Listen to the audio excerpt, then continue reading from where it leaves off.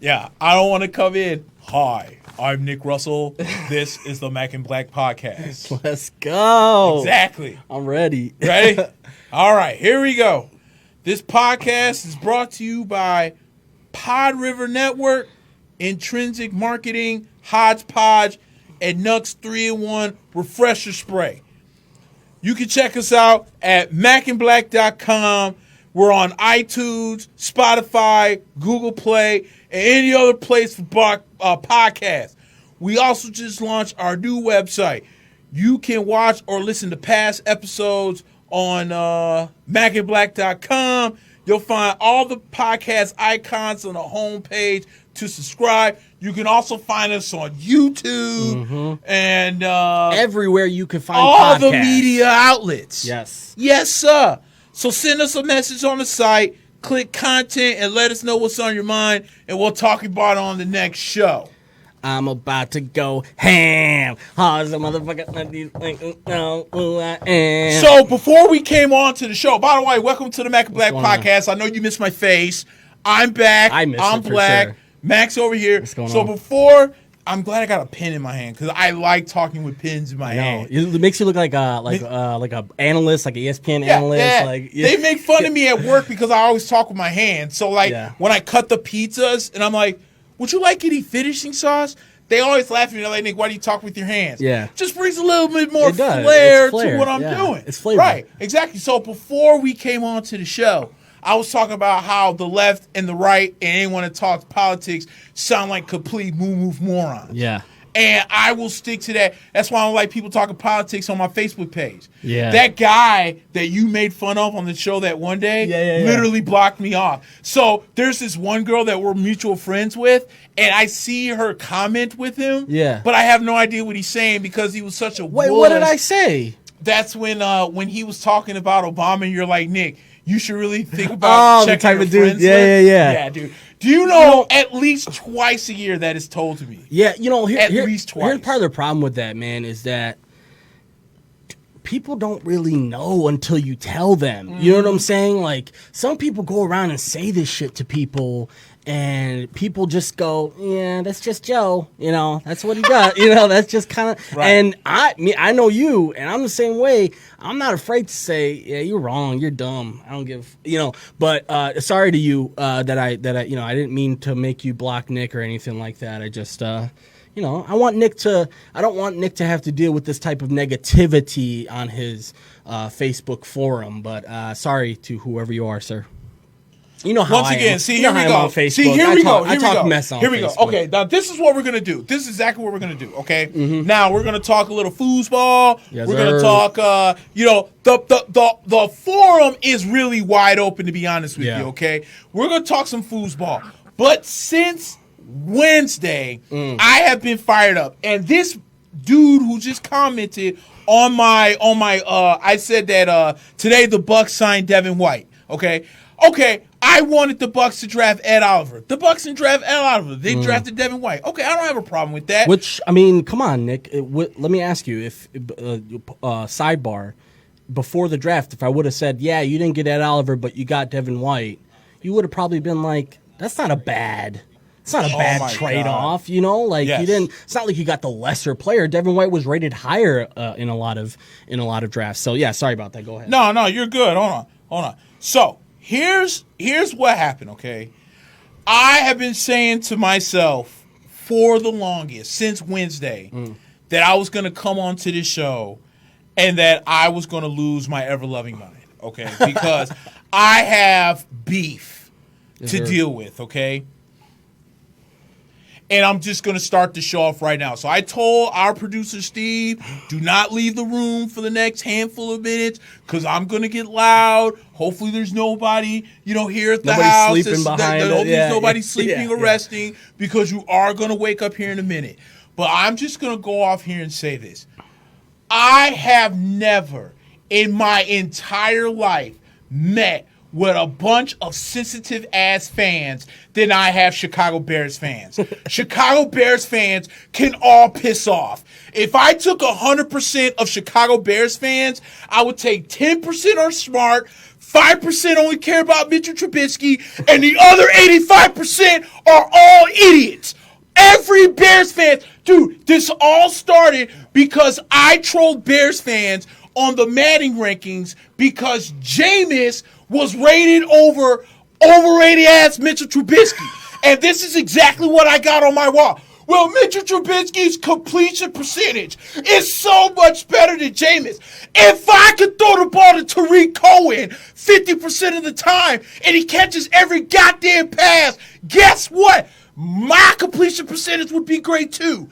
F you guys. The Bears are 35-year losers. When you win a Super Bowl this side of 2000, come talk to me. Until then, pull your diapers up, shut your asses up, and get off my wall. Because professionally, the Bears are going to be okay. But I hope to God you guys suck so much balls this year because I can't stand you. I can't stand the essence of you. I have no idea why Bears fans feel the need to want to flex when your sorry-ass team couldn't even get out of the first round last year.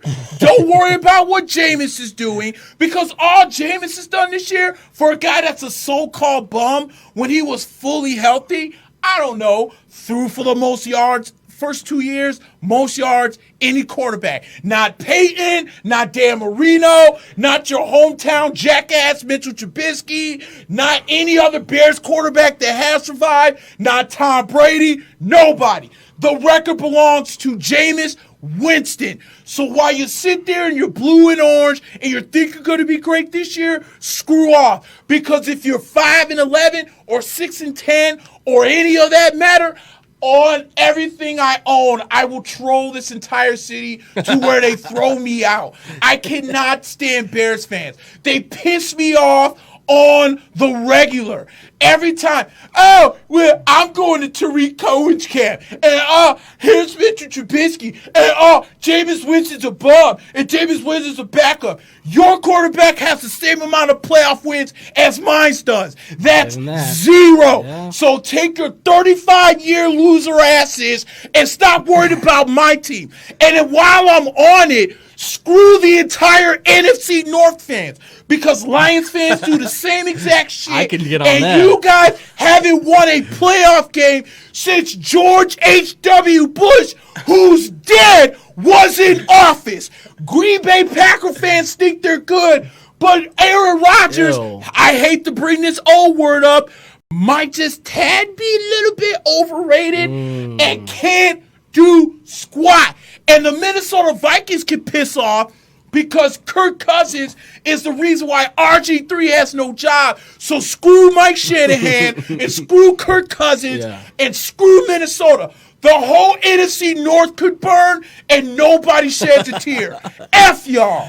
Hey, I'm going to say Clown this, man. ass moles. You're all moles. Hey, I'm going to say this. Obviously, I mean, listen, I'm a Bears fan, but this is right on brand with what I was talking about last week, and I don't know if you had a chance to catch it, Nick, but I said, man, I love Chicago sports, but a lot of our fans are really dumb. Idiots! You're idiots! You know, they're idiots. Like, dude, okay, I'm in this sports group, right? Yeah. Now, I've been making troll posts about the Knicks. I don't expect nothing from them this year. But everyone's like, oh, you're an idiot. Oh, you need to shut up. Oh, you should remove yourself. Some moron just said that the Bulls were going to win the Central this year. Oh, my God. I can see it happening. They're going to make the playoffs. What is in the water? Optimism. God bless your team sucks balls. It's no better than mine. You signed Luke Cornett, who was on the Knicks last year. White Lightning. Oh my God! Come on, you don't think he's going to make another splash? Him and Lowry, the new white splash. Yeah. That sounds like a great combination. I swear to God, I don't know what's in the water, what's in the air, if the humidity is getting to the Chicago fans, but I swear to God, you're all morons. Yeah. Pure moronic idiots. Again, you know what? I just clown Bears fans. I'll just take the whole freaking city. The whole city, yeah. 10% smart, 5% because you live in the city. The other 85% complete idiots. Yeah. Every last one of you idiots. It's tough to Cubs listen fans to can be sometimes. big idiots. Bulls fans are idiots. Bears fans are piss-off idiots. Blackhawks fans I don't have beef with. Because they know that they're on top of it. And the Blackhawks don't piss me off until we play them. And White Sox fans know they're rebuilding. But those first three teams, like, what was the argument I got into the other day when some idiot was like the Yankees should trade top prospects for Madison Bumgarner? I saw that. I almost flipped out. Are you serious, dude? Because Madison Bumgarner has looked like crap. Oh, but his last 5 starts, he's done blah, blah, blah, blah, blah. I don't care. Yeah. I'm not trading Clint Frazier for a guy who may not even re-sign in New York. What part of that don't you get? And the original conversation of the thread was, was it DeGrom? It was DeGrom. It was Syndergaard. And the original thought process was, giving up if you're going to give up that amount of prospects for Syndergaard, why wouldn't you give it up for Bumgarner? And it's like they're different pitchers, and Madison Bumgarner has significantly taken a step down over the last 2 years. Thank you. And this guy was really arguing with me like he's never like he I saw that. And I'm like losing my mind. Like, dude, I can't type my emotions because I'm all over the place. But if we were face to face, I'd have been like, you have to be the biggest idiot on earth. When I brought up the Trubisky thing, somehow it went from I went to trolling to all of a sudden clown about my squad. Yeah. To somehow me telling you you're a 35-year loser? Well, let me defend you for a quick second, too, because all the post said was that Madden rated Jameis higher than Trubisky. Now, there's a whole slew of ways to comment and reply to that. Oh, Madden ratings suck. Oh, but for people to take that post and then turn it into what it turned into was such a I jumped in because I thought, oh, this is clearly he's trying to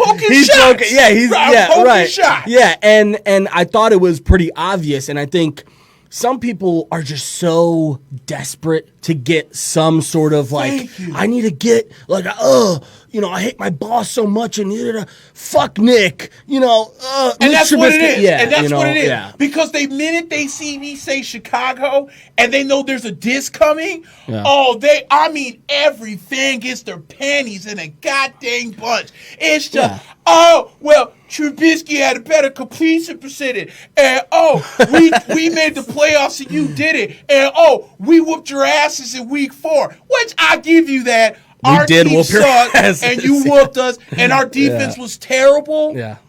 But on everything I own, if the Bears even miss the playoffs this year, I will troll every Bears fans to where they will block me off Facebook. And that's a popular opinion. A lot of people are thinking the Bears are going to drop off this year. I saw a couple people saying, the Bears looked really good last year. Because when you lose someone like Vic Fangio, see, that's what I'm saying. Yeah. I was like, oh, no, Chuck Pagano. Don't worry. I know. They keep talking up Chuck Pagano. Yeah, he's not Vic. He's not Vic. And it's a different defense at the end of the day. They run 3-4. But it's a different defense than what Fangio runs. Exactly. And I think Bears are going to, again, I said it last week, man, we've got a lot of people who think they know what they're talking about but don't. Don't. That's a real big issue. It's an issue across sports, period. But there's something about Chicago, and there's something about Chicago sports. I tend to pick on Cubs fans a lot about this, but this is more so like pre-2016 Cubs fans. I think the World Series sobered them up a little bit, but pre-2016 Cubs fans are just so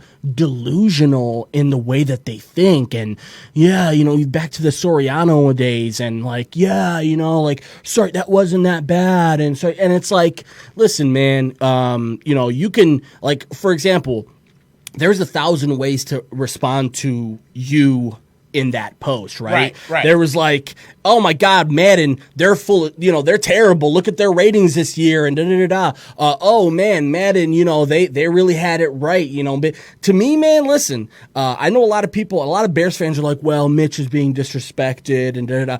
Listen, dude, Madden has a very clear system of the way they do their ratings. Right. And there's a science behind it. People don't want to believe there's a science behind it, but there is. And I'll tell you, I watched a video on it, and they're pretty serious about it. And they don't fall into, like, for example, a lot of the rookie QBs are like high 60s, low 70s. Like Kyler Murray's like a low 70s.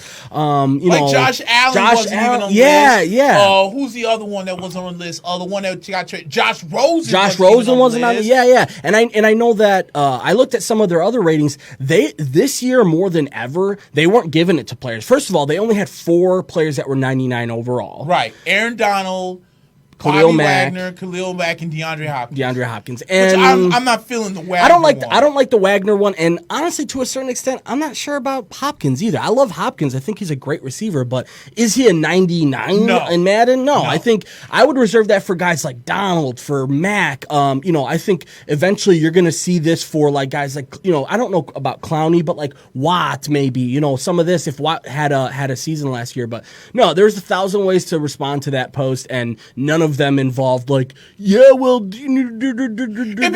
became the let me diss Jameis Winston. Yeah. But again, according to Madden, it's trolling, my quarterback is better than yours. Accept it. Because if you're a Bears fan and what did the Bears go last year? 11-5? Mm-hmm. Okay, so of the 11 wins, how many of those wins do you think were really on the shoulders of Mitchell Trubisky?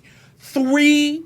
Maybe 4, because you're delusional if you think because that defense you didn't have and the running game, monster defense and you didn't have Tariq Cohen, who was a monster coming out of the backfield and was impossible to defend. You smoke crack. Straight up Frank Lucas, Blue Magic crack. Hey, and there was a good case to be made too that, like, who gives a shit what Madden says? Or, like, that was my thought process when you posted it. Right. Like, it was like, you were saying, Madden thinks my quarterback's better than yours. And all I could think of was, who cares? Like, like, that's what a normal sort of, like, thought process should be. So then let me do you one better. Please, go ahead. Let me do you one better. Let me pull up my gallery real quick, because I had to take a screenshot of this before we did the show. Yes, sir. Kay Adams of NFL Network ranked her top 12 fantasy quarterbacks going into the season. Mahomes, this is from 1 to 12 in straight order. Mahomes, Luck, which I still think is a joke. Luck should be first. Mahomes, Luck, Rodgers, Watson, Matt Ryan, Baker Mayfield, Carson Ryan Wentz. Ahead of Mayfield. Yeah, I know. Wow. Yeah, that's because everyone's still on the balls of Julio Jones. That's true. Which I'll snap off. And of the Falcons, like, come on, let's get off the Falcons. Please, come on. Get off last year they proved to us that it was, that they suck. They're not that freaking good. Please, we'll talk about that. Drew Brees. Mayfield, Wentz, Brees, Russell Wilson, Cam Newton, Jared Goff, and hanging at number 12, Jameis Winston, whose name wasn't on that list. That's right. The almighty God of Chicago, apparently, the great Mitchell Trubisky. Yeah. Bears fans are jokes. I swear to God, 85% of you idiots are all jokes. And you could not battle me face to face. You can out-type me all you want, and that's fine, because I'll admit I'm not great when it comes to typing, because my head races faster than my fingers can type. But you cannot out-talk me. You cannot out-debate me. When it comes mouth to mouth, you can't do it. Yeah. Because the more you think you can diss my quarterback, let's not forget year 3 that he was hurt. Let's not forget year 4, the team was a mess. But you want to eerily forget on how good the Bucs were. I mean, not the Bucs, but Jameis. The offense has always been good. The team's just been bad. Thank you. Yeah. But you can't tell Bears fans that. You can't tell a 35-year loser who wishes that one day his kid. Oh, I can't believe I'm going to say this. It's like a father who knows that his son is great. And he's been waiting to death for him to be great. Yeah. And you defend him to the max, but everybody else knows that that he's an idiot other than you. Sure. That's how desperate Bears fans are. Yeah. You know, most Bear fans can sit here and rag on, well, the Bucs were the yucks, and you had ugly ass jerseys, and you guys went 0-14, and you didn't win your first game for like 20-some games in. I know that when I pull up the Super Bowl highlight tapes, that our highlight tape is in the DVD era, and everyone that makes fun of me about the Bears and the Bucks and everything, let me give you a couple of things. Most of y'all weren't even born when the Bears won their first Super Bowl, so you can piss off. Check. Second off, for as long as the Bears have been in, and for as much as the idiots think that the Bears are so great, allow me to tell you, you have as many Super Bowl wins as we do. You have that burn. Oh, it burns. You have one Super Bowl title, and you had twice as many appearances, and you still could win more than one title. So when you look in your almanac, you morons, here you are, and here we are. We're on the same level. So I'll take us being losers for the last 16 years than you guys being losers for the last 35. How about that? That just kind of shows the like ineptitude and really the like lack of intelligence in people to be like, yeah, well, you guys haven't won a Super Bowl since, and it's like, well, guys, we haven't either. So, and it's not like you use that as a weapon too. It's not like you put in the post, yeah, well, we won a Super Bowl, umpteen years ago. No, again, it was just a provocative post. And again, the sensitive fans, every time they do it. And let me say this too, Nick. I did like 5 mock drafts over this week. And they range from like anywhere from 10 teams to 14 teams. And I'll tell you what, Mitchell Trubisky was not drafted in any of them. So I'll say this. I think he's a sleeper pick because if he's able to have the type of games, system games that he did have last year, which he did have, he had 4 or 5 out of this world games.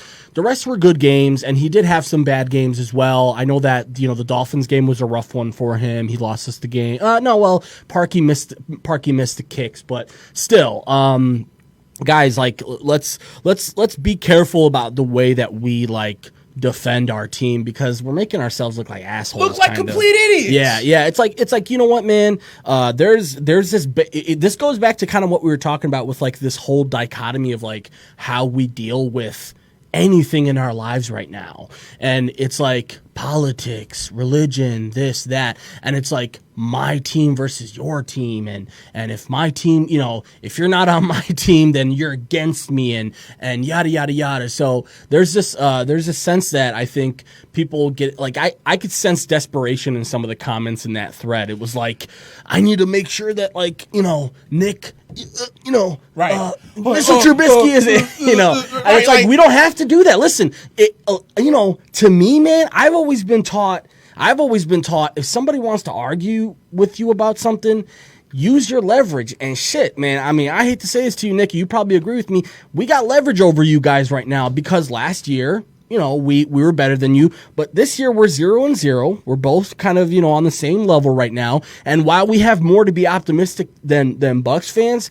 listen, guys, we're not a guarantee quite yet. Let's be real careful about that. You have more optimistic than, how do I want to put this? Because not all Bucks fans are the same, okay? Yeah. We got the ones that act like Bear fans, like total losers. Yeah, that's another thing I was going to say. Majority, there's you got to split all sports fans up, too, at you first. Have to. Yeah. You have to, because not all fans think alike. No, I'm sure the not. man with the glass more than half full. Right. Okay? The glass is full. It's full. When I keep telling people, because, see, this is the funny thing. Everyone wants to keep making fun of my team. No one wants to talk about the fact that we have a brand new coaching staff and that Bruce Arians has had teams anywhere from +3 to +7 wins in his first year of taking over. So there's accountability. So when my favorite quarterback is now paired up with a coach that made Carson Palmer even look like the Heisman Trophy winner he was, give me a break. So while everyone's like, oh, well, Jameis is a bum, well, let's not talk about the same bum that ran around your sorry-ass defense 3 years ago and then found Mike Evans 50 yards down the field. And had Mike Evans not lost his footing to get that catch, he'd have been in the end zone, making the Bears look like the more 35-year flipping losers that they already are. So stop being sensitive. You're about to get some death threats. I don't care. I do not care. Because like you said, like, okay, for instance, when that idiot kept telling me about Bumgarner, he was like, you should do like the Cubs. You saw what they did. The Cubs could have used a few trades and a little bit of money. What was he saying about the Cubs? Like, so here's the thing. He told me, do you want to win now or do you want to, like, wait? I'd rather win. As if those are the only two options, you know? Here's my thing. First off, I'm glad you saw what I saw. Yeah. I'm like, this post was if the Mets want to make this trade on Syndergaard. Yeah. It was specific to Syndergaard, yeah. Specific to Syndergaard. And then I don't know if it was you or somebody else said something about Bumgarner. And I said I really didn't want him because in the games I've watched with him, he's looked like crap. Yeah. I still won't get over the fact that he cried and bitched and moaned when he gave up that home run against LA. I'm the same way. He will not survive in New York if he's going to be on that. Hell no. Everyone wants to look at the 2014 Madison Bumgarner that took out the Royals. How about I focus on the 2019 Bumgarner that's looked like crap? Yeah, and that's been a baby about it too. You know, a complete baby. Just imagine when you add the New York media, you add a DH to there, and then you're going to talk about bigger boppers in the AL. Quite frankly, so and Bumgarner. Quite frankly, guys, listen, Bumgarner isn't a guy that's going to beat you with stuff anymore. No, he's not. He's not going up there throwing heat, and he's a guy that's really relying a lot on his control, on his pacing, on trying to find spots in the zone. And when he's not doing that, dude, that whole Max Muncy thing earlier where Max Muncy's like, go find it in the... Yeah, that's who it was. Max Muncy. Yeah, that was awesome because it's like... He was right. Yeah, he was right. It's like, dude, you don't want me to hit that home run. Don't serve it up so fat. And I was with you on that from the beginning. And one thing that I thought was really stupid about what the dude kept saying was, well... if you guys, it was like an ultimatum. It was like, if you want to win now, you do this. And if you don't want to win now, you do this. And it's like, no, that's not what this, that's not how this works. No, it's not at all. It's sports is about options, right? That's the whole point of the deadline. If I don't like what you're asking for Syndergaard, I might go call Toronto about Stroman. You know what, Stroman? Maybe Stroman wants to play in New York, but man, we have to give up too much. You know what? Let me call up the White Sox and see what they got. There's options, so it's not this or that. And guys, by the way, please call in 312-869-4117. We're talking all things sports. We're gonna start to go into some NFL a little bit later, but please join the chat. 312-869-4117 is the phone number. I'm clowning all of Chicago fans. You're all morons. And no death threats, guys, because you're all morons. I'll say it. I'll say it till the cows come home. I've been fighting Chicago sports since '92. I backed down from nobody. Don't get me wrong. I was excited when the Cubs won the World Series, but then all of a sudden, Cub fans are going around trying to flex like you're the Yankees. Slow down. They thought they had a dynasty after one, right? Yeah. There you go. And that's what blows my mind about the conversation. Yeah. Why would I want to trade Frazier and trade Devi Garcia and Estevan Florio for a 3-month rental to win one World Series when we have 12 in the... How many of you guys got in the bank right now? It's not like the Cubs were a terrible example because the Cubs were on a drought. Yes. And they were trying to capitalize on their window. And right now, the Yankees window is not shrinking, guys. I hate to break it to you. I'm not a fan of the Yankees at all, and I'm sitting here hoping I'm putting bad juju on them because I want my White Sox to win. But at the same time, as an objective... I need y'all to win tonight. Stop I'm sorry about that. They just went down by 1 run, but no worries.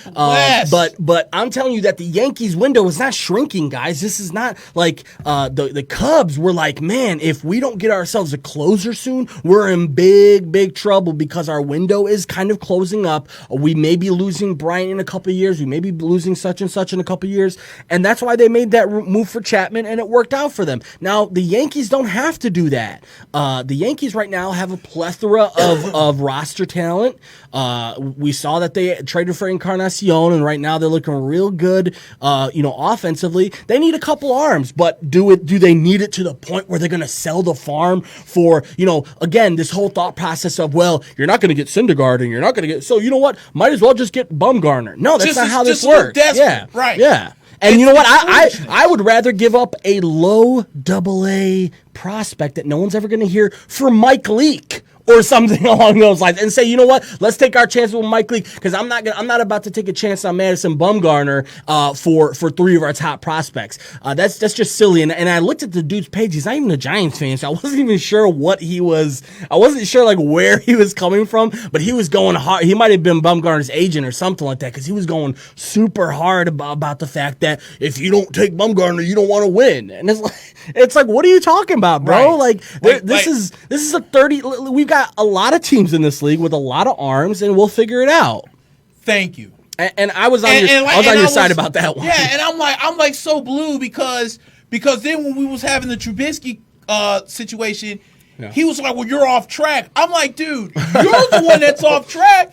I was like, first of all, you guys were all off track, and you didn't say anything. You just pointed out that, and I kept giving him I kept giving him all the receipts of where he kept like veering off. Like we went from Jameis versus Trubisky to Bucks versus Bears. Right. That's not where this even went in the first place. That's how you know the argument has devolved into something. And he's like, oh well, what did he say to me? He said something like, oh well, this is where you said. Bro, I'm going off of the energy you flowing towards me. Yeah. You feel what I'm saying? I'm flowing off your energy. Yeah. And your energy you got your panties up in such a bunch that you got so mad that ultimately it turned into Bears versus Bucks, which, like I said, y'all beat the brakes off us. Yeah. That doesn't still mean that you guys aren't 35-year losers. And you know what, Nick, man, there's a big life lesson in this, and I don't want to expand and make this too deep, but there's a life lesson in that, man. It's like, listen, dude,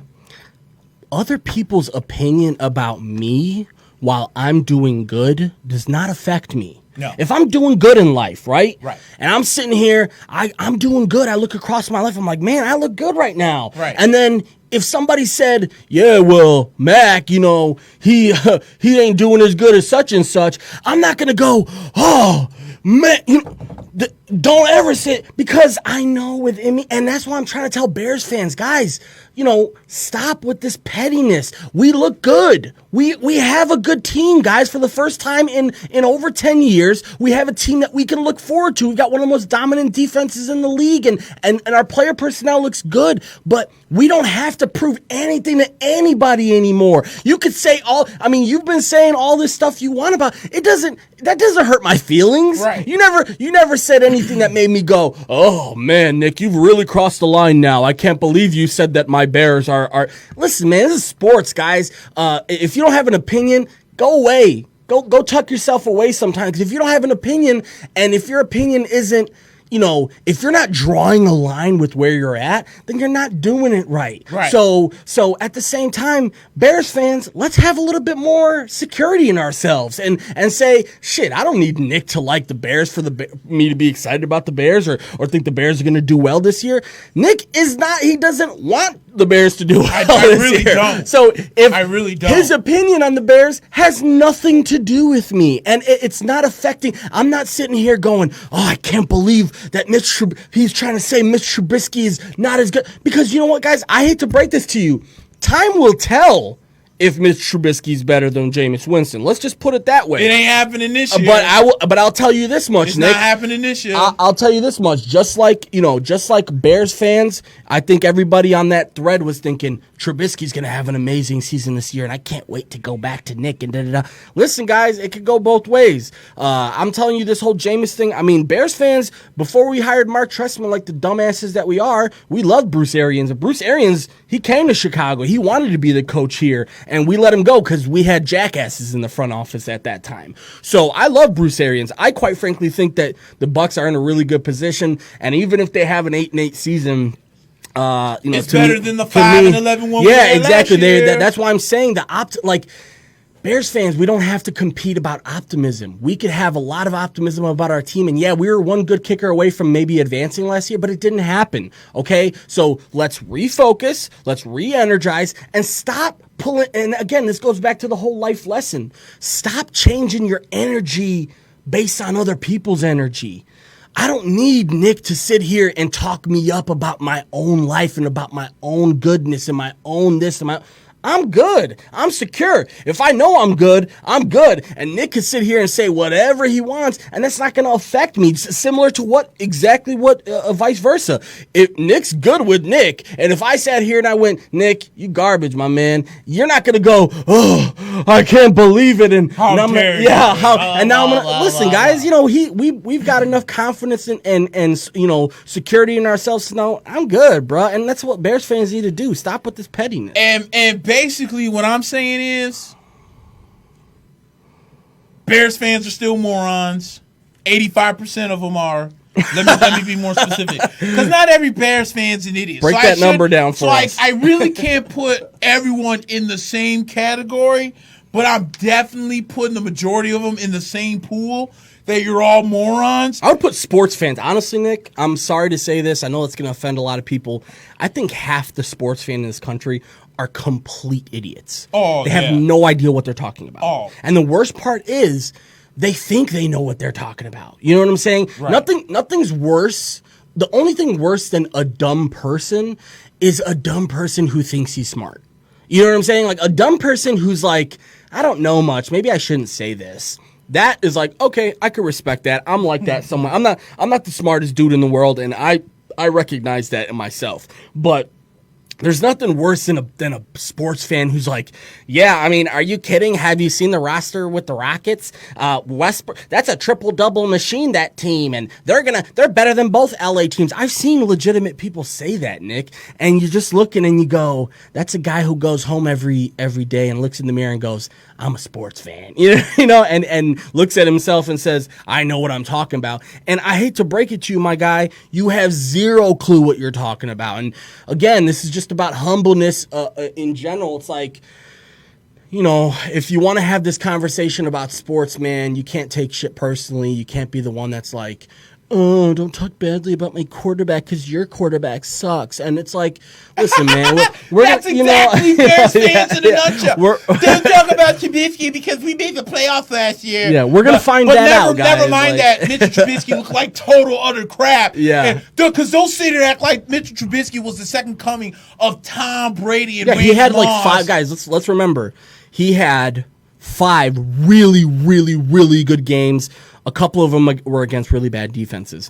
He had another 5 solid games where he didn't lose us the game. The rest of the season, he was kind of You know, we sort of ran stagnant a little bit towards the middle of the season. And if you want to look at this objectively, the Bears, man, they let a couple of games slip through their fingers.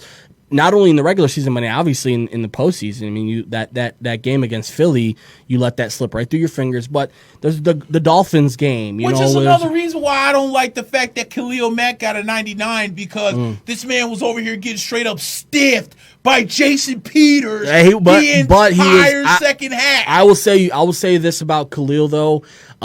He was getting hounded in the first half, which I think they said that like, you know, something like 70% of the snaps he was double teamed. Well, he should expect that by now. And quite frankly, he was the second half of the season. If Bears fans were paying attention, he wasn't running through and doing what he was doing in the first half of the season because teams adjusted and they were like, shit, we'd rather let Leonard Floyd run in free than to give Khalil Mack a one-on-one. So shit, we'll put 3 guys on Khalil. So Bears fans, we can't just rest on our laurels and say Khalil Mack is the best thing since sliced bread because he worked out for us last year. We gotta see this team prove it in the season during the games this season because I'll say this, man, I'm confident that this is a good team, but do I think like people are making a lot of claims for this team that the offense is ready to take the next step and because Matt Nagy is like the next offensive genius and I love Matt Nagy. I love Matt Nagy and that I want to put that out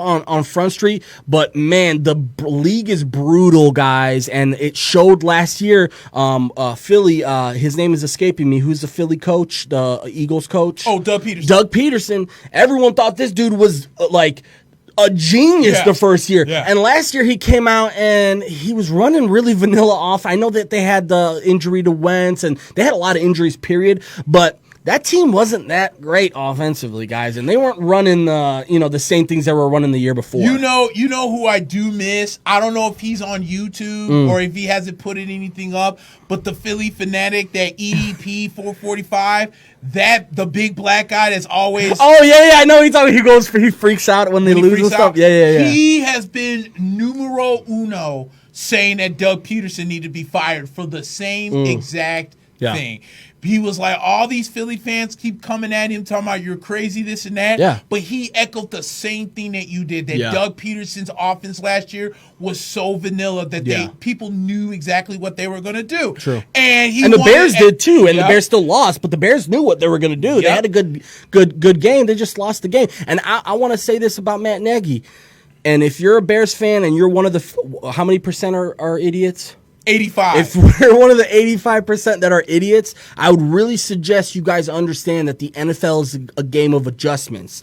And I hope you know that all of the Bears opponents, including inside the division, outside the division, no matter what, watch 16, 17 games of the Bears last season, and they're ready to adjust to Matt Nagy. So Matt Nagy has to come out ready, and he has to come out prepared to get this team ready to go. No more excuses. Jordan Howard's out of town. There's this big thing that with him that, well, Jordan Howard isn't the type of running back we like in the system. You got your guy now. You drafted Montgomery. All right, let's go. You got Mike Davis now. You got Cohen now. Okay, you have all. And I'm telling you, Nick, we got like legitimately 8 receivers that could make NFL rosters right now. Yep. Otherwise, you've got all the weapons, okay? No more excuses. Shaheen is 100% healthy. You got the tight ends. The offensive line looks really damn good. Allen Robinson should be 100%. Allen Robinson's 100%. Taylor Gabriel's 100% now. You finally are going to get Anthony Miller 100%. So again, Bears fans, I'm telling you this from experience. It's easy to get tricked into the Kool-Aid of we did so well last season that shit, I'm going to lay back and put my feet up this season. And we're the best team in the NFC. I hope you I hope you guys realize this isn't that league. I hope you guys realize that we've got a long way ahead here, and we're 0-0, boys. I hate to break that to you. This is so cliche, but we got to prove something here. Don't they play Green Bay? They play Green Bay to open up the season. God, I hope, and we played Green Bay to open up the season last season. We lost last year, and that led to us, obviously having a decent season. But we let that game slip between the cracks. I don't want to dish Green Bay too hard. Even though I thought they had a terrible offseason. I'm sorry. I think so too. I thought they spent so much money on average players, and what they did was they saw, oh my God, Nagy's a quarterback whisperer. Oh my God, Peterson. Oh my God, Zach Taylor in Cincinnati. The guy in LA, Sean McVay. You know what? We're gonna go get our own quarterback whisperer. And then they hired this guy, Matt LaFleur, who the Tennessee Titans, like. Are we sitting here and going, the Tennessee Titans were really high on the standard of quarterback Marcus play. Mariota, the one that was a better quarterback than Jameis. Here we go. I hate to break it to you, Packers fans. Matt LaFleur is a guy that there's thousands of in the NFL right now, and already that there's trouble in paradise in Green Bay. So this is an unpopular opinion. They spent a lot of money on Adrian Amos. They spent a lot of money on like Zadarius Smith. They drafted Rashawn Gary.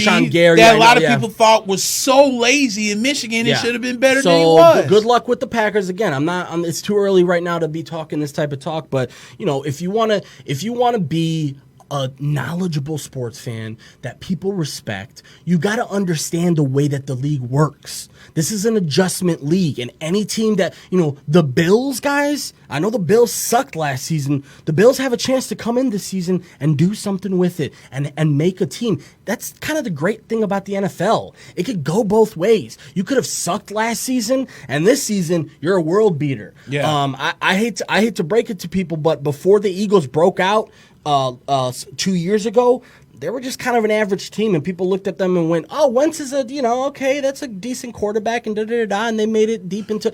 But you can speak for the Bears on the same team. Yeah, exactly. So that's what I'm trying to say. I'm trying to give people a little bit. I want to sober people up a little bit and make them understand that we're not talking about last year anymore, and we're not talking about 2008. And I love this is kind of off the topic, but I love what Giannis said. I don't know if you saw this, but Giannis was like doing kind of like a a rally in Milwaukee, and he said, "Guys, don't call me MVP anymore because I was the MVP last season, and that season's over." And that type of mentality is what fans have to have. You have to have this mentality of, wow, what an awesome season it was. And I'm a Bears fan, and I'm the same guy saying I love that team last year. I was heartbroken when we lost, so much so that I was a wreck for weeks afterwards. I'm that invested in my team, but I also have the wherewithal to say, man, that season's over. This is a new season. It's time to focus on what we're talking about, and having spats about who's better between Mitchell Trubisky and Jameis Winston is not on the top of my priority list. No, it's not. It's not. And the funny thing is once again, see, here's the funny thing about Jameis, and here's the funny thing about some of the moron Bucs fans. See, I don't remember people fronting on Brett Favre from throwing too many picks. Right. I have never thought of one time until the latter end of his career when Aaron Rodgers was ready to take over the helm, where people were like, damn, that Brett Favre sure throws a lot of picks. The guy that leads the entire NFL all time in picks. I can't think of one time they're like, man, I swear on my life, boy, that Brett Favre out there, we can't win with them, man. We need to go out there and find us another guy, or this whatever it's called, sweet mamacita, this quarterback class is coming in. It's so great that we really need to replace that Brett Favre, because he throws so many picks. Yeah. But here comes the Tampa Bay fan base, like complete morons. Here they come. Good old freaking, well, here comes the draft class, because if this doesn't work out, we need to find somebody else. Yeah. And blah, blah, blah, blah. It's and listen, up. Jameis. Dude, Jameis is fine. I will say this about Jameis, though, okay, Nick? He had turnover problems at Florida State, and he had turnover problems coming into the league. This is kind of the guy that he is. We know who he is, but he's also shown a lot of bright spots, and including against really good defenses too. Yes. In the past. So that's something, again, when you're evaluating any quarterback in this league, guys, you're not just focusing on the good, and you're not just focusing on the bad. You take the good with the bad, because you're hoping that the good is good enough to drown out the bad. So I do think that Jameis Winston is turnover prone, and it'll show this year, because now we're talking about a new offense with Bruce Arians that is hoping to they didn't transform the team, but like they're confident about what they got in Tampa Bay right now.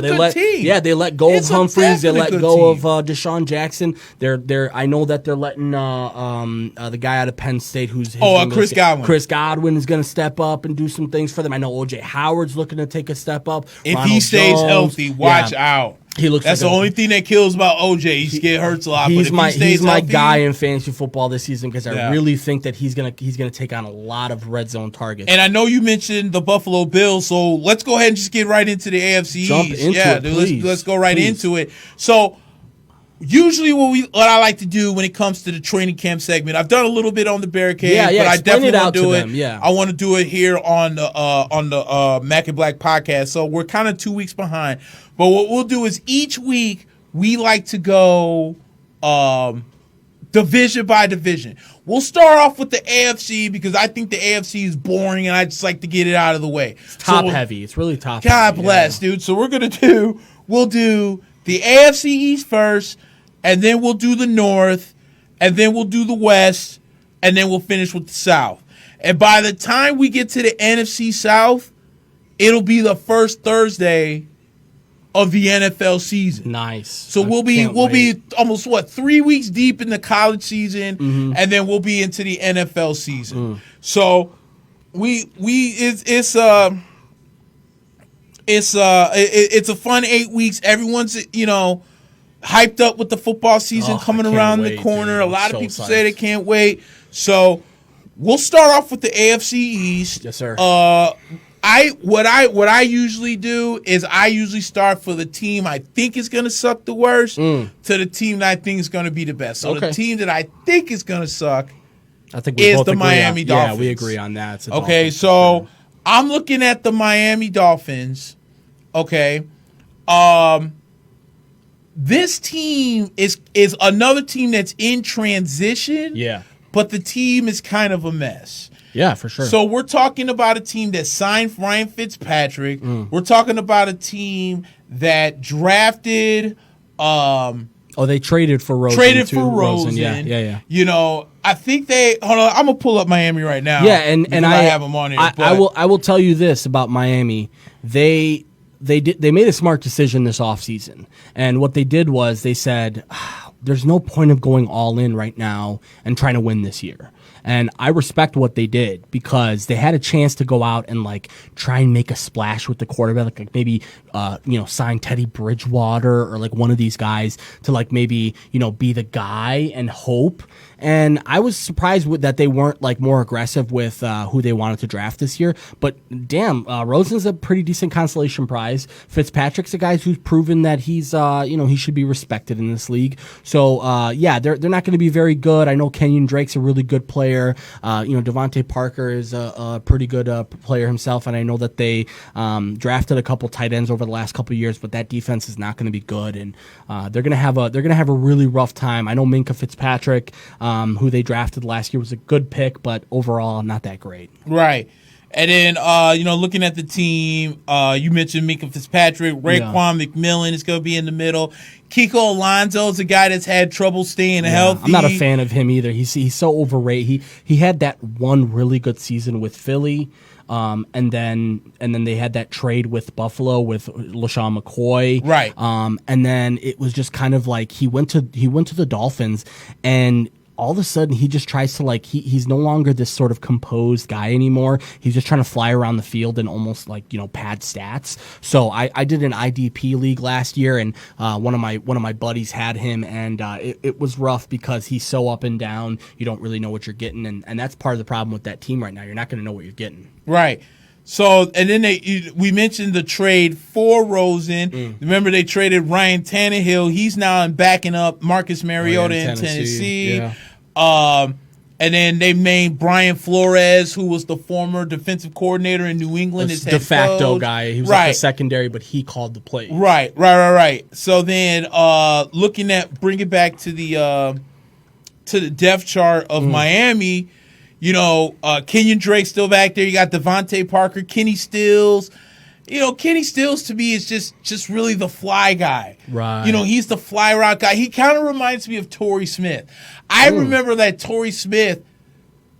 I don't think Torrey Smith knows a route outside of the fly route. Because I never seen where he's ran an in route, caught the ball, and then speed through. It's all about him doing the fly route. Yeah. So I mean, Kenny Stills is a great fantasy wide receiver. Yeah. I'm not sure about him in exactly having him on the team. Yeah. So looking at this team, I'm with you. It's just an average team that's trying to find an identity. And once again, who wins the quarterback job? Is it Rosen? Is it Fitzpatrick? Because obviously it sounds like Flores wants to go with Fitzpatrick because he's got the experience. Yeah. But let's not act like Josh Rosen is not a skilled quarterback. Yeah. I think he's good. I think the reason why he slipped is because he had a lot of foot and mouth disease.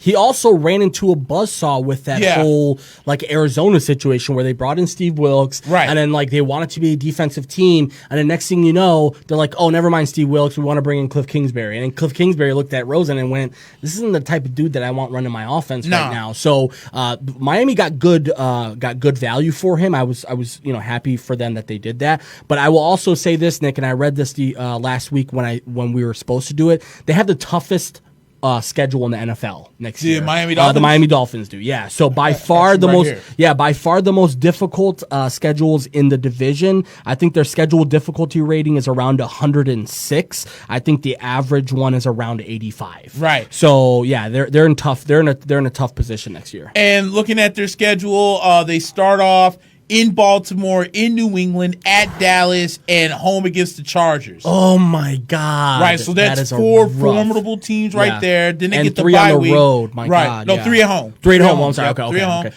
And then you got home against Washington, and you got back-to-back away games against Buffalo and a Monday nighter against Pittsburgh. That's a tough Then one. you're home against the Jets, at Indy, home against Buffalo, at Cleveland, home against Philly, at the Giants, at the Jets first, then at the Giants, and and then home against Cincinnati, and then you finish off at New England. There's maybe 5 teams on that list that you talked about that they even have a chance with. Right, exactly. Yeah. So that's why I said 5-11, 6-10. Yeah, I think 5-11. If I'm a Dolphins fan and they went 5-11, I'm jumping for joy and I'm going, let's go, ready for Rosen next year, because Fitzpatrick is a he's a holdover. They're hoping that he can teach Rosen some things. He's going to be starting by week 8. We both know this. He'll be starting by week 8, and Fitzpatrick, that guy always gets a short end of the stick. I think he's a really interesting guy, and I've always liked him. I actually liked him back when the Bucs were on Hard Knocks. Yeah, and that's when I really fell in love with him, because he's like a player's player, and dudes want to play for that guy. That's another thing, is like defensive guys and receivers and offensive line and trench guys. They want to play with that guy. He's got a grit to him. So that's an interesting one. But yeah, it's going to be a rough season for Miami. All right, guys. So I'm not exactly sure what we're. Steve, you're gonna have to help us out here. I have no idea what that is. Is that the Greg Hardy? I don't know. I can't tell. I will go nuts if that's defensive end. Now, MMA. Yeah, well, I think he's saying that he's fighting tonight, which he is. Okay. He is fighting tonight. Okay. I got you. Yeah, but I'm not sure what. Again, Steve, are you mic'd up right now? No, I can't hear you. We can't hear you, buddy.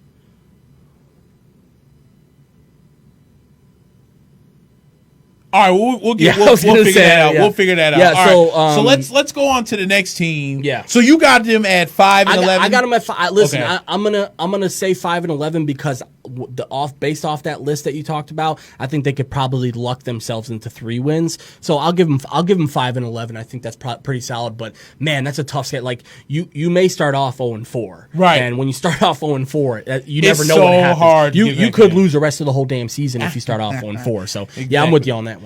Then let's go to the New York Jets. Now, the New York Jets is another team that fired their coach, Todd Bowles. Yes, sir.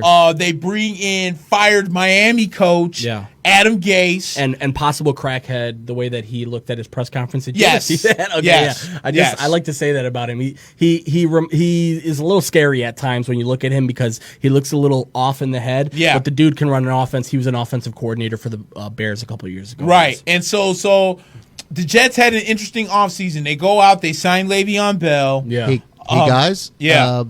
Are you able to take a call? Always. Sure. Okay. Do you know about Greg Hardy and the MMA? Of course. He's fighting tonight. Okay. We have a caller, Lou from Chicago. Let me get him on the line if you're ready. Yes, sir. Okay. Let's see what we got. I know Greg Hardy. I just don't know much about the guy he's fighting. I know the guy he's fighting is supposed to be a grappler who, has a thing against Hardy. But yeah. What is Greg Hardy at? He's like 3-1 right now. I'm talking about. He's light heavyweight. I'm talking about what promotion? UFC. We're sorry. Technical difficulties. Technical difficulties. Okay. All right, it happens. Well, yeah. Let's. We'll get back. We'll to jump it. back into it. Yeah. So with the Jets, Sam Darnold obviously is going to be your starting quarterback going into the season. I like the move of bringing in an offensive-minded guy to the New York Jets, because they're, as you mentioned with Steve Wilkes in Arizona, that's what happened in New York. Yep. So you bring in a Todd Bowles. He's there for a few years. I'm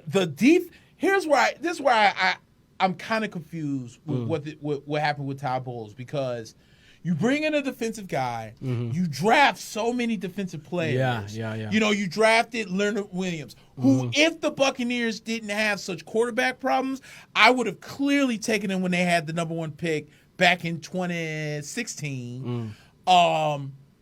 So you got Leonard Williams. Was that Jameis at there? That's Jameis. That's Jameis. Okay, That's Jameis. Okay. Yep. Yeah. So you got 2015, I guess. Would technically be Jameis. No, you're good. So you got. Am I right about that? So what is this? I want to say you're right about that. 14. Yeah, because he ended up going number 2 or number 3 to the Jets. Number 3 to the Jets, right? Because Mariota went 2 to Tennessee. That's right. Yep. So You draft Leonard Williams. You got Muhammad Wilkerson. You got Sheldon Richardson, who you got in the trade from the Buccaneers for Darrelle Revis that year. And you got all you had this formidable front seven. Yeah.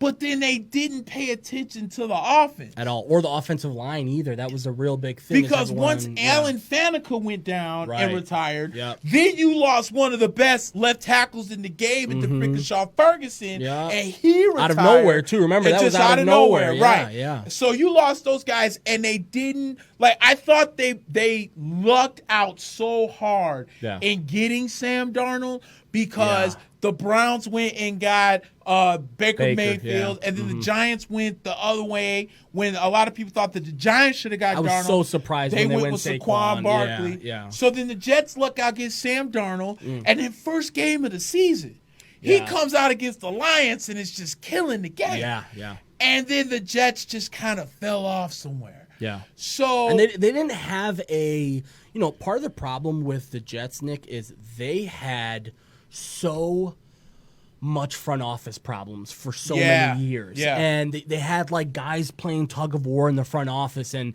apparently a lot of people wanted them to draft differently their type of philosophy. And this year I was super surprised, and actually, Nick, I actually would have had the Bills as the second worst team in this division, and I'll tell you why. Because I think the Jets made enough of a push offensively now where you've got Darnold, you've got Le'Veon Bell, you've got a couple of receivers there, Enunwa, you've got Robbie Anderson. Herndon is suspended for the first 4 games of the season, but he's a really good tight end who's a guy who's probably going to be a fantasy sleeper because he's suspended the first 4 games. And they've got a decent offensive line now that they have spent a lot of money on. And let's not forget, they paid for C.J. Mosley this year, but they still had front office problems. Remember, they signed Anthony Barr, and then like 2 days later, Anthony Barr was like, "Nah, I'm good. I'll stay in Minnesota." Right. So they still have issues over there front office wise, and now it's their turn to go out on the field and prove that they can take the next step. Specifically, Darnold. He had a lot of even back at USC, Nick, he was a turnover machine. That was one of the big problems with him. He tries to do too much, scramble to his left, and then throw across his body to 50 yards and throw an interception. So he's got to take a step up this year. Yeah, and then also, they had Jamison Crowder on there as well. And then looking at them defensively. Oh, Jamison Crowder, that's right. That was a good signing for them too. They signed C.J. Mosley. Looks like they're still going to run the 3-4. Yes, yeah. So you got C.J. Mosley. You got one of the best safeties in the game in Jamal Adams. You still got who I think is still one of the better defensive ends/tackles in Leonard Williams. Yeah. They drafted Quentin Williams that out of Alabama. That was a great pick. To the Williams brothers, that's a great pick for the Jets because that's going to help C.J. Mosley. That's going to help Jamal Adams. They're going to be pretty darn good defensively. And then they also picked up Ty Montgomery from Green Bay as well. That's an interesting pickup, yeah. And then so looking at their schedule, the Jets start off against Buffalo at home. They have back-to-back home games. Buffalo start off, and then a Monday nighter against Cleveland, and then they're at New England, and then they go into the bye week, and then they're in week 4 they go into. In week 4 they got the early bye week. Yeah, and then you get at Philly, back-to-back home games against Dallas and Monday night against New England, at Jacksonville, at Miami, home against the Giants, at Washington, home against Oakland, at Cincinnati, home against Miami, at Baltimore. That's a Thursday night game, the Baltimore game. And then versus home against Pittsburgh, and they finish off at Buffalo. I like the Jets at 8-8. I was just about to say that. That would be a great goal for them, 8-8. I think 8-8 is obtainable. Yeah. And once again, I want to see Adam Gase unlock the potential of Sam Darnold because I think the Giants, as good as Saquon Barkley is going to be, they're going to regret that one. They're going to regret passing up on Sam Darnold. Yeah. Because, and we'll get into the Giants in a few weeks, but I can't sit here and think on how you can't focus. If quarterback is so important in football, Yeah. and Eli Manning's on his last leg, and I know that Saquon Barkley is a talent. I'm not saying he's not. I'm just saying that I think that because think about it, you had Saquon last year, you didn't even make the playoffs. Yeah, and Okay? not even then sniff this it. year. Then this year, when you could have had Dwayne Haskins or anything, you went with Daniel Jones. Now, I'm not saying Daniel Jones is going to suck. Yeah. I'm just saying I don't think that he was the first quarterback that was taken in the draft. I want to say he was, yeah. The first quarterback, right? Because everybody else was defense, Right. So he was the first quarterback taken this year. Yeah. So And listen, I'm in that boat too. Get your guy, but you had 2 first-round picks, right? You could have probably gotten Jones at, I think it was 17. Probably could have gotten him there. Haskins you lasted. could have gotten Jones in the second round. Yeah, if you Haskins really lasted to like what? 19 19 to the Redskins, yeah. So listen, man, the Jets specifically though, they have a lot of holes right now when it comes to we don't know what they're going to look like on offense quite yet. Right. They're going to run a very vastly different offense. Right. Darnold's gonna rely on Le'Veon Bell a lot. They are. And that's gonna be a good thing for him. He's gonna have a safety valve. Once Herndon gets back, they're gonna have a lot of guys on the line of scrimmage. He has to figure out how to be vertical without turning the ball over. That's gonna be really crucial because they're gonna come after him, they're gonna blitz him, and they're gonna pressure the guy as much as they can, especially on his blind side. Let's not forget he's a lefty, if I'm not mistaken. Who's that? Darnold. He's a righty. He's a righty. Okay, Yep. so you've got to be really careful on that left side and make sure that you don't got guys coming free. Because this year, more than ever, Baker Mayfield, Darnold, I'm blanking on the other ones that were from that draft class. They have tape on Lamar you now. Lamar Jackson. Jackson. They got Josh Rosen. Josh Allen. Yeah. Yep. They got tape on you now, my brother. So you better be careful with what you're doing because last year they didn't have no tape on you. Right. Now they've been studying all offseason for you. Yep. So Darnold's got to take the step up. I think 8-8 is a really good. Can you do me a favor, my brother? Who's the first 3 teams that they face again? Home against Buffalo. Monday night home against Cleveland at New England. The reason why I ask is because if they could go 2-1 in that stretch, they might be in a decent position because they'll get the bye week, come back a little bit fresher, and find some momentum because I find it hard to believe that they'll take on New England and go head to head with New England. But let's not forget the Jets play New England really well historically. Even when the Jets suck, somehow they end up finding a way to stay in the game with New England. So I would say if you go 2-1 in that first 3 games, you might have a good chance. But 8-8 is probably more realistic. I think that defense needs to find a little bit more rhythm. And Jamal Adams is a great player. C.J. Moses is a great player, but depth-wise, I'm not sure. And secondary cornerbacks, Tremaine Johnson. Yeah. You've got some work to be done. But I was pretty relatively surprised with their offseason considering a lot of people still look at them like the laughing stock of the league, quite frankly. So I agree. Then let's move on to Buffalo. Tricky team. Buffalo is a tricky team. Hold on, let me look at trans. I should have went to transaction first. Oh no, you good. Yeah. So Buffalo actually had a couple of low key ones, especially on the offensive line. What they went out and did was they went out and really invested in the offensive line because they saw. Listen, Josh Allen, great player.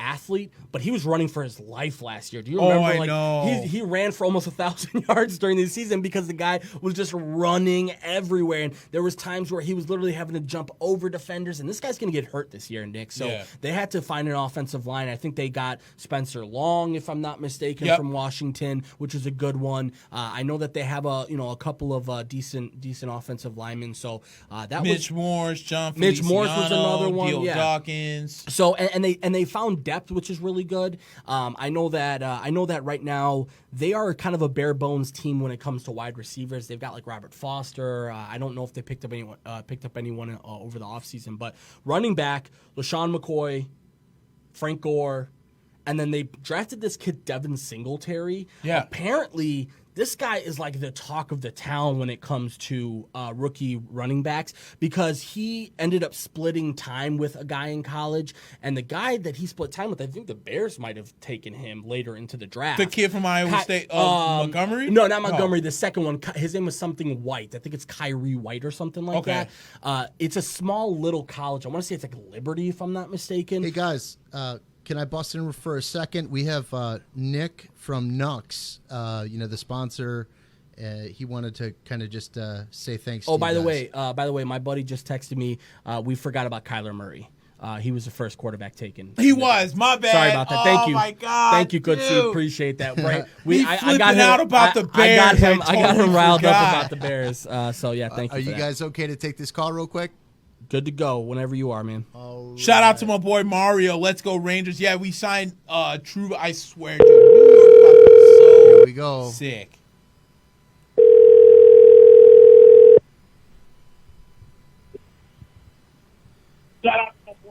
Hey, Nick, we have Hey. you on the line.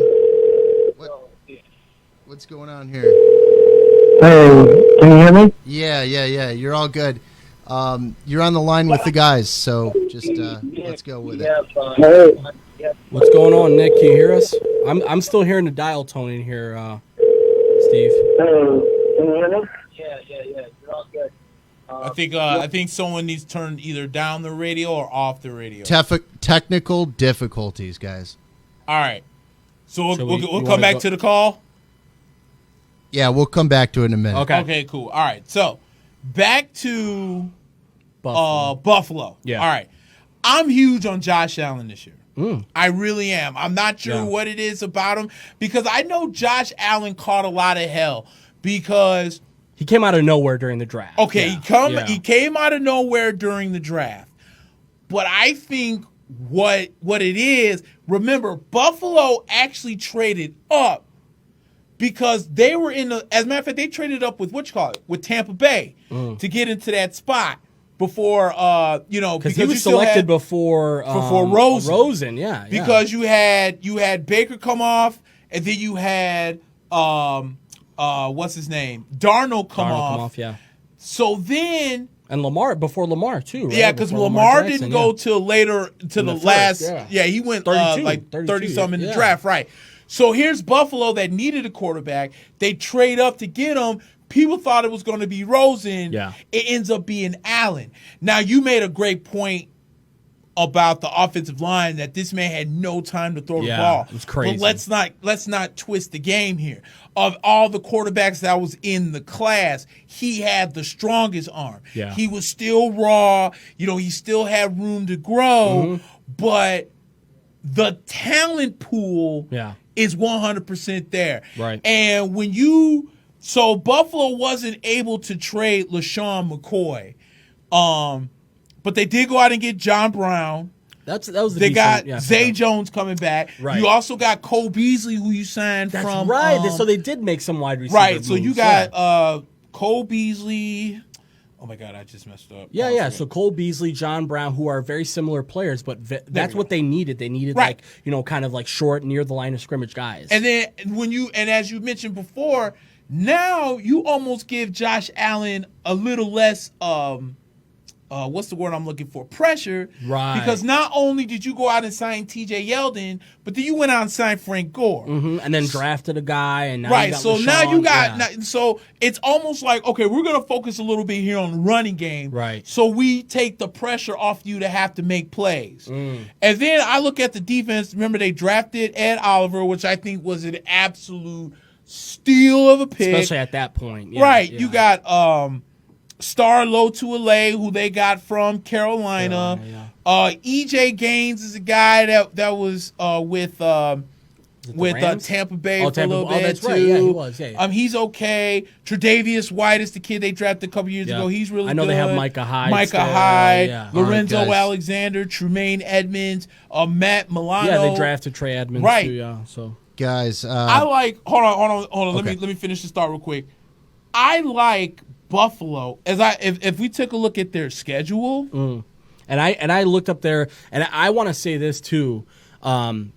Allen, he gives me like a Mahomes feel almost. Yes. Where I thought he probably would have benefited a lot from sitting last year. Yes. They clearly didn't have the opportunity to do that for him, but I think he has a Mahomes feel because he's got the arm. If he can find the offense that's going to give him the most sort of output, yes, and he can start to kind of build some chemistry, yes, I think he's got a Mahomes feel to him. And let me say this too, because they could have done it, but Buffalo let Tyrod Taylor go because they were so high on freaking Nathan Peterman. Yeah, and they could have paid the guy, but just they didn't want to. Yeah, dude. So it's just stupid. But yeah. Real quick before we go to the call, so we're looking at this Buffalo schedule. They're at the back-to-back games are in New York, so at the Jets, at Giants.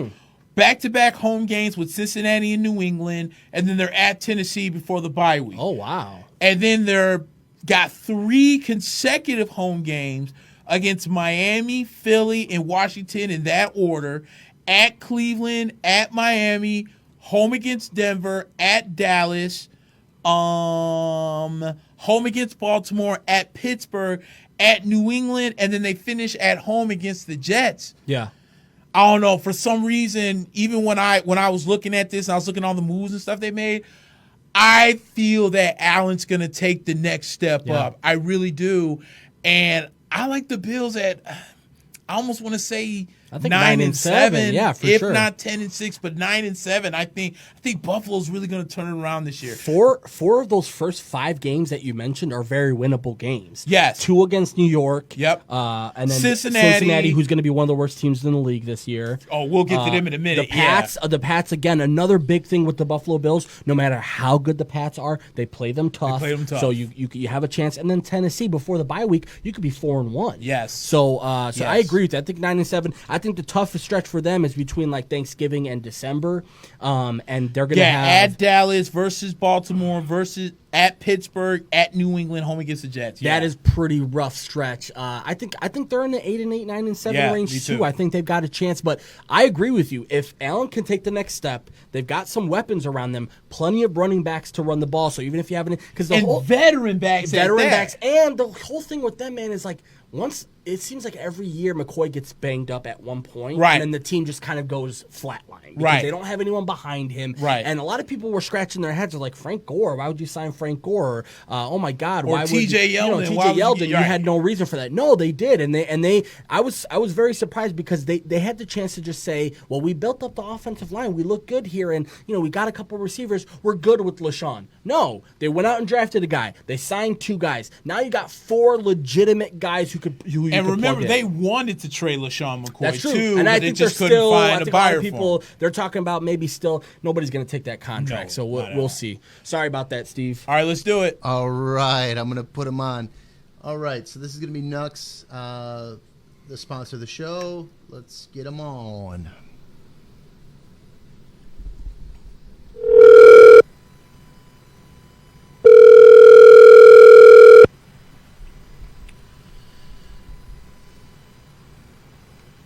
Hello?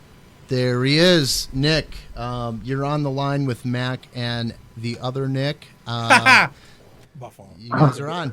What's up, guys? Nux, How's it Nick. going? Sorry. Yeah, we gotta call you Nux Nick so we don't get confused. So I'm watching you guys. I just did like a watch party on my group, and I got a few people in here. I just want to thank you guys. I love your show. I've been tuning in, and I really appreciate what you're doing for Nuts. I gotta ask you, have you tried? What do you guys think of my product? What do you think of the spray? Yeah, I sprayed some on earlier because I'm literally just coming in from work, and I smell like pizza. And I'm gonna not lie, I do not smell like pizza. No, dude, because you can only smell like 540-degree oven when it's 97 degrees outside, and it rained, and now it still feels like crap, and I'm still sweating, and I had to throw away garbage, and it was freaking raining, and so I still smell like flipping dough. And then Steve gave me some of the product earlier. Here it is, right here. I got the Zeus scent. I love What do you it. guys think it smells like? You know, it smells really good. Like when I first put on like the first application on my right arm, I was like, man, it gives me like the Old Spice feel. But then I put on the second spray on my left arm. It's got a nice little cologne scent. Yeah. So like the ladies won't really know if I didn't take a shower. Yeah. You know, because Yeah. I'm just saying, dude. Like if I'm at work. Last second. You feel what I'm I gotta saying? get ready. Like, I gotta get ready. Hey, Like I don't have Hey, time. did you yeah. try it? Did you try it on your undercarriage yet, or just your underarms? You know what? I just gave it like a little I underarm spray. didn't want him to take off his pants. Yeah, Nick, no, so I didn't want. no. I didn't just want to just expose my nuts in front of the fellas. So I haven't gone that far quite yet. I told him I might. But I'm press gonna tell you charges. what. No, This is when you good go to the stuff. bathroom, just try it. If you use baby powder, you don't need that anymore. Now, let it me works ask down you- there too. Now let me ask you a question. Sure. I'm a big component of Gold Bond because it's a big homie out here in these streets in the heat. My The God. shower does not last more than 3 hours. No. Okay, we're just gonna call a spade a spade. Yeah. Could I use this stuff in place of Gold Bond? Yeah, we actually made it to kind of do two things: replace underarm deodorant, and then also work as an alternative for Gold Bond and like other types of powder for down nice. Nice. So if this replaces the Gold Bond, then I'm gonna start using this then. Yeah, I think I said this to Steve last week, but Yeah. I might have to Gold Bond's steal for this like one and go old, home it's with it. like a medicated type of thing for older. We're trying to go after like the younger. We kind of branded it like an energy drink, so we're thinking like Monster. With we're trying to get younger people more into trying deodorants because they don't really use Gold Bond It's or like Old Spice. it's That's for like like Monster. older It's like Monster for people. your nuts. Yeah. Yeah, not good. Like I said, man, this is good stuff. This makes me smell good. I don't smell like pizza. I'm not disgusted with my own self sitting in this room.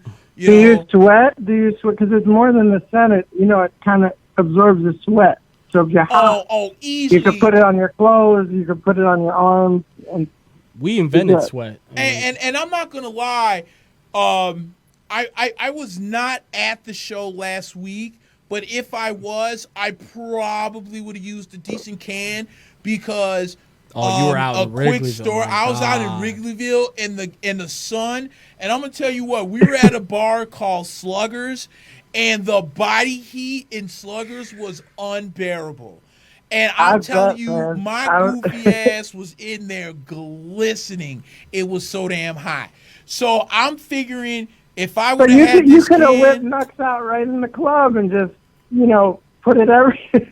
oh yeah, without question, I'd have bust out the nuts. I would have hit myself, and then I would have went to where else? What? Oh, I know, because I had to get on the train, and I was like, oh my God, I stink. But if I'd have had this Nux, I probably could have made a last ditch effort on trying to holler at somebody when we was out there. So, but this is good stuff. This stuff smells great.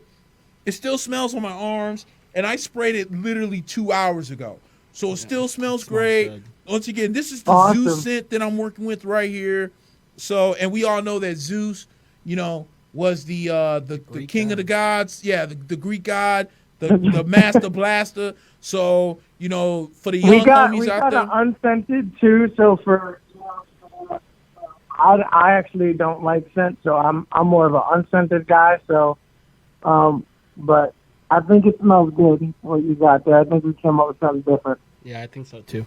Yeah. Hell right, brother. Well, Nick, I definitely appreciate Thank you, guys. coming on. Thank man. Thank you, Nick. Yep.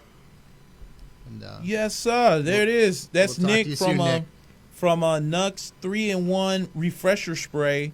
You know what, Nick? That's a great time It is a great time. to get into our sponsor. Again, right. guys, Nux 3-in-1. You just heard it from Nick himself. Nick himself. The Nux Nick himself. Hashtag Nux Nick is going to be trending pretty soon. Thank you so much again for sponsoring the show, guys. Again, Nux 3-in-1 spray, guys. We've talked about it ad nauseum. It's hot. It's nasty outside, right? It's disrespectful. I love the way you said it. Like, it's disrespectful. This heat is so disrespectful. You walk out and you just wanna just punch air. Because of how hot it is. So, again, big dudes like us do not do well in this heat, and it gets graphic, and you don't want to see the sweat. I said it in my Facebook status. I'm sweating in places that I didn't even know I had pores. So it's really nasty outside right now, guys, and you're going to need something other than just some stick of something that you roll on and just forget about and probably fades off after an hour, and you end up smelling like deodorant and sweat, like 70% sweat and 20% of this nasty Old Spice stuff. So again, guys, when you're running around, hot day, feel sweaty and sticky. I'm sure a lot of you feel like that today. Don't have time to take a shower, don't have time to change clothes or kind of make things happen. What do? You go out and you get Nux 3-in-1 refresher spray, guys. If you've ever played sports or pretty much anything that makes you sweat, you guys know the feeling. I know that we have a lot of people who are active. I've got a lot of guys who train MMA and coach MMA that are friends with me. I'm sure you guys know the feeling, especially when it comes to using equipment. If you play football in the summer, summer camps, just you get PTSD just thinking about it with the sweat and all that. Chafing, itching, stinking, all that, guys. It's all a part of it. And guys, we're holding something between our legs. It isn't always easy to deal with, and it's not always easy to handle. And Nux is perfect for that, guys. No more baby powder on your junk. No more Axe body spray, so you smell like some LA Fitness locker room. No, we're not doing that anymore. It's a solution. Hey, look at my traps. Yeah, no, we're not doing that. I'm not trying to hear about your glutes or anything like that. Oh my God! Don't get me started, bro. All these bros at the gym. Don't get me. So I was talking to Jeannie yesterday. And she said she's gonna come over to my house. And then we're not doing that, guys. Nux 3-in-1 refresher spray is made to replace all of the halfway solutions on the market. Nux is a moisture absorbing spray that is designed specifically for guys, especially what guys have in common with each other is that nasty undercarriage. We talked about it, guys. They want to be the monster for nuts. I'm gonna go ahead and copyright that because you said that, Steve. So the monster for nuts is what Steve said. I'm gonna roll with that. Monster for your nuts. Monster for your nuts. We're gonna copyright that, guys. Nux. Again, guys, armpits, clothing, sports pad. This stuff goes over the clothing, over the sports pads. There's nothing else that can do that on the market right now, guys. Nux 3-in-1 refresher spray has no aluminum ingredients. It's tested to be safe and effective all over the body. And it comes scented or, like Nux Nick said, unscented, which I'm going to have to try out that unscented one. To see what we're working with that. But again, guys, help us out. Go check out Nux. mynux.com is the website, guys. KNUCKS.com. Oh, my God. I was in between a burp and a cough. Thanks again to Nux Nick. Appreciate you, and I will be doing my best to sneak this in my pocket before I go and make sure Steve doesn't notice or anything. No chance. Steve, you're on it like a hawk. Thanks again to Nux, guys. Again, check out the website mynux, KNUCKS.com. Oh my God. So let's talk about the Patriots. Let's finish off the AFC East. The New England Patriots, obviously the defending Super Bowl champions. Really, I don't know what is there to really say? Right, that's when it comes to New England. Yeah. That hasn't already been said for 10 years. You know what I'm saying? Years. I mean, basically, this is how it works. You got number 12. The rest of the team follows. Yeah. I mean, Tom Brady is pretty much, the ageless wonder for lack of a better way of putting it. But I guess there has been put up, for as much as we love Tom, maybe we're at a point to where we have to start questioning is he still effective? Now, the 100%. reason why I say this is the New England Patriots won the Super Bowl last year, but Tom Brady didn't look great. No, he didn't. He was Tommy Checkdown. Okay. Yeah. The New England Patriots won the Super Bowl last year, And he was just average. Yeah. but he was just average. Right. So now we got to take a look at the depth chart. First of all, I love the pick of Sony Michel. I do too. I love that pick. When they traded pick. up to go get him, it was a great perfect pick. compliment to James White. Exactly. Yeah. Then you got Julian Edelman that's there, obviously. Demarius Thomas comes over. You have Philip Dorsett, who's got the speed. You're trying to get the hands to match the speed. Still got Josh Gordon too, right? And Is Josh Gordon, is he even eligible? Because I know he was working out with Tom Brady. I don't this think offseason. he's not on the depth he might not chart. be eligible. So he might be pretty much gone. Yeah. But you did draft N'Keal Harry.